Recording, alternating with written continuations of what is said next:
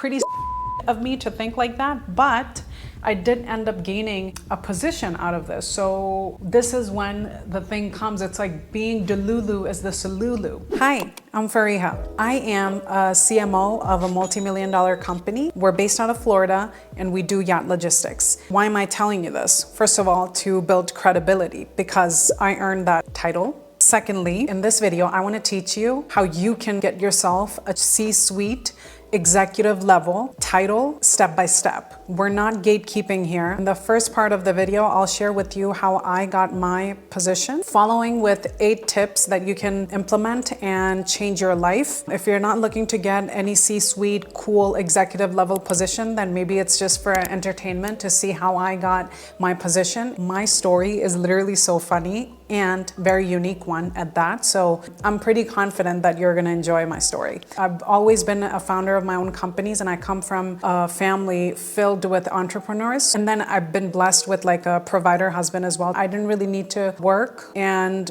for that I'm grateful. And I know it might sound a little privileged, but please stick around because it gets better. You watching at home can achieve so many more things than what I have achieved because I didn't even have like any job experience and I was able to get it, and I will share with you exactly how. I just didn't get it just out of luck. I was prepared for this role, and I will share with you how you can also prepare yourself. So the thing is that my job title didn't exist at the time that, I reached out to my CEO. I reached out to my CEO because I wanted to start my own logistics company in the US. I come from a logistics background. My father used to own logistics company in Japan, and now my brother's handling that. When you turn 25, like something hits you. Now what do I do with my life, right? Like basically a quarter life crisis.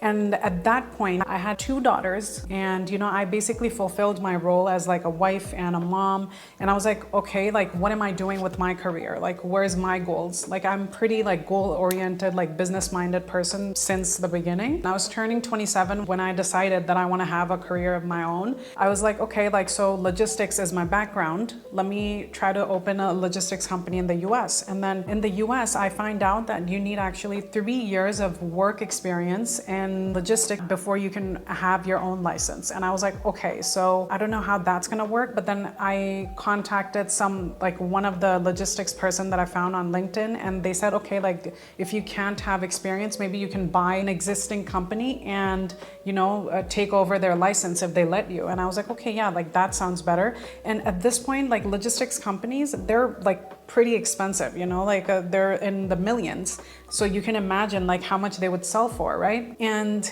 for me, I had this burning desire. Napoleon Hill mentions a lot in like Think and Grow Rich, and I really had that burning desire. I was like, no matter what, I am really gonna end up having my own career. Something's definitely gonna happen, right? The first person that I reached out, basically I was trying to cold call every like licensed company in the US to see whoever would sell me their company. Pretty of me to think like that, but I did end up gaining a position out of this. So this is when the thing comes. It's like being Delulu is the Salulu, because I was so delusional in my own like goal that I can buy a multi-million-dollar like company. I'll do anything to, get started, right? The first company that I reached out was my current company that I work with. And I was like, oh, is your company on sale? And then my CEO, she replied, no. And I just literally called her right then and there, and I'm like, oh, can you please tell me more? Like, how can I get into this industry? Because I really want to have my own company in the future. And then I was like, like, can I do marketing for you? I'm like amazing at marketing. And I basically grew up in logistics, so I know everything in and out. So this is the key. I was basically not lucky, but I was actually prepared lucky. And this is what Alex Hormozi and Naval Ravikant talks about a lot. My favorite book, Almanac of Naval Ravikant. There's 4 types of luck that you can have, and one of the luck that's like the best is actually prepared luck, which is basically you have all the skills, and whenever luck comes, you already are prepared for it. People think from outside, oh, you just got lucky, but actually you're prepared. So for me, the prepared luck was that I grew up with my father just always talking about logistics. Like I know like ins and outs of all these like jargons that not many people know about. And so I was able to bring that to the table for my current company, as well as my passion for marketing. And then, yeah, she was like, yeah, like this would be great for both of us, and I can gain experience, bring a lot of value to the company as well. And that's exactly what happened. It's been a little over a year, and I have been so blessed. And I do it like this because I have a mic here. Otherwise, I want to do it like that, but that's besides the point. I have been so blessed because like she's an amazing person. So why did I get the title CMO out of all the titles in the world, right? And here's the reason. It's because we're a luxury boutique company with a smaller team size and high revenue per person. This gives us the flexibility to have high creative energy and feel really important, as you know we are. But when you join like a big company with a lot of employees, you just become a cog in a wheel. That's not what happens when you join a smaller team, but actually that is doing really well for this team size that you have.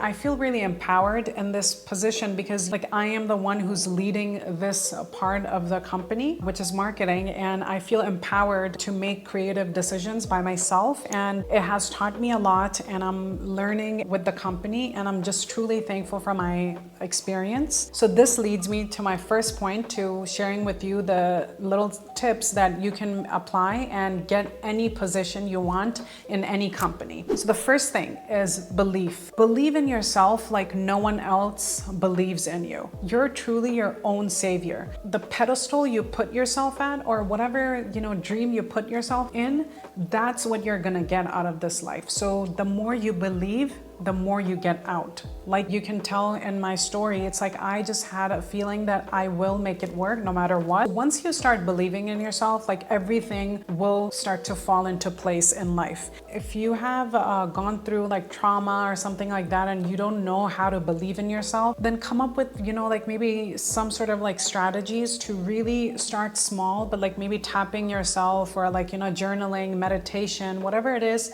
start small and work your way up to really start like building that belief, because once you have the belief, things will start to change for you. So the second thing is determine your specific knowledge. So for me, my specific knowledge was that I was great in communication skills and also logistics background. Naval mentions that, specific knowledge is something that you're just born with, and something that you don't know how to teach to other people, or something that cannot be taught, right? So for me, I am told that I'm great at communication. So of course, like it really helps me out in a lot of ways, and I'm sure you can find your way, find your power, and you can find your strength by asking your mom or someone that's close to you that you speak to on a regular basis. Ask them, it's like, what is it that I'm drawn in, and what do you think is my strength? Is something that was not taught to me, something that comes naturally to me. So when I asked this question to my mom said, I am very creative. From a young age, like I've been very creative, and it clearly shows because I love making videos like this. It's just like, I love it. Like I love everything about it. I'm creative in different ways. And then like my husband, he says like communication, like you're like a wizard at communication. And I don't know if I agree with him, but it has definitely helped me being more outspoken. So those are my two strengths. They've definitely like, helped me out because, I'm in a career. It requires me to think creatively and then also communicate with people because I represent the company. Your parents are doctors, then you might have way more knowledge about medical than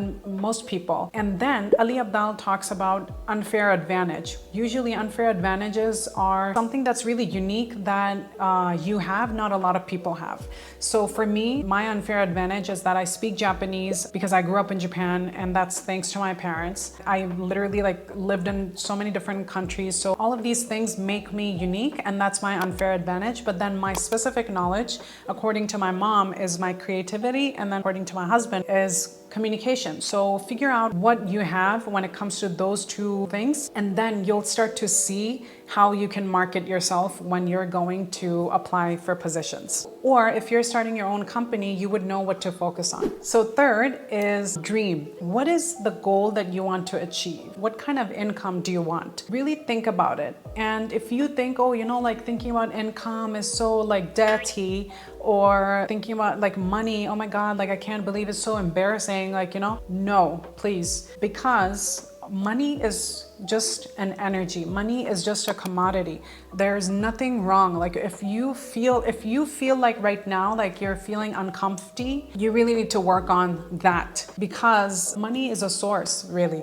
It's nothing more than that. There's no shame in chasing money if it's for the right reasons. Of course, like not just for the sake of it. What you can get for your family, the time that you can buy back for yourself, for your family, like it's beautiful. So really think about it. Like what kind of money or income do you want to make? What kind of position do you want to have? So for me, my position is flexible, where like I can work from home. I feel respected in my position. And then also like my CEO, she's also a mother. So she's really understanding of like, you know, my priorities. I make sure to get things done on time because I thrive on like time management. But these are my little things, and I'm sure you have your own. So figure out like what kind of dream position would it be? And then we can move to the next point. One thing that really works with me is like, think of it this way. It's like if you had $1 billion sitting in your bank account right now, what would you be doing? For me, I would still be making these videos because I love, you know, helping out other people. I'll definitely be in logistics. If I have $1 billion, of course, I'm going to be investing, but then definitely something related to logistics because that's my strength. $1 billion, like, what would I do? Then the answer would just flow. If you're a person that loves music, or that loves to paint, it would just come naturally. It's like, oh, I would be painting that. And then, you know, in this world where like it's so technologically advanced, there are like, I think content creation or a lot of different things are gonna become one of the career paths. So if in the future, like people would be asking, oh, what do you wanna become? Do you wanna become a doctor, lawyer, or a content creation? So this is becoming like an option for the future generation. You know, there's no way you cannot make money off of your passion. And all you need is a little bit to really like, you know, live your life. So really think like, what came to your mind the first thing, then see like, and then try to see if you can monetize that in some way, or if you can go into that field and be happy, because happiness over money always. Number 4 is look for companies that are smaller in size, like startups, companies that deliberately stay small. So for my company is definitely not a startup. It's a 12, 13-year-old company, but we stay this way because, you know, it works out for us. It's a sweet spot. In startups and smaller team size, like usually like you have more creative space and you have higher pay. And we all love some good dineros, right? Right. Then for me, like I didn't strategically plan to only join or like buy, in my case, a company that was smaller in team size. It just happened for me, but then this is what I've learned. So number 5 is reach out. Reach out, make connections, fall 7 times, get up 8. And that's a Japanese proverb that I really love. You know, it's like fall 7 times, get up 8, and keep trying because, you know, your dream is worth it. So don't ask people, you know, like when you call it, nobody wants to help a person who's just in it for their own like benefit. So when you call it, don't ask them like, oh yeah, like do you know anyone? If you can't hire me, like do you know anyone else that would hire me? Or it's like, oh, do you know like the hiring manager? I've been trying to reach out to them, like I haven't gotten any. No, what you're gonna do is really try to provide value to the person that you're speaking to. And if it's meant for you, it'll come naturally. If it's not meant for you, then you're gonna find someone else. Someone else is gonna find you. So always try to bring value to other people by doing reach outs, but then at the same time, always trying to help. That's gonna get you so far. Like no expectations in return, just keep providing value. And then one day you're gonna get back in ways you didn't even imagine. Not from that same person, but maybe someone else or somewhere else. And that's, I believe, what Napoleon Hill talks about in his book, Think and Grow Rich. What are you willing to give in return to the money or whatever abundance you're wanting to receive? So think about it. It's like, what can I bring value for other people? And then, you know, like it's gonna naturally happen when it's supposed to happen. Number 6 is people that have experience and that have been in the industry for long enough. They can smell people from afar who are very selfish or who are just desperate. We want to be confident in our own skills and then providing value to others. I think this is the strategy. It's like we should never be desperate for something. You want to create your dream life with confidence, with love, gratitude, and giving to people.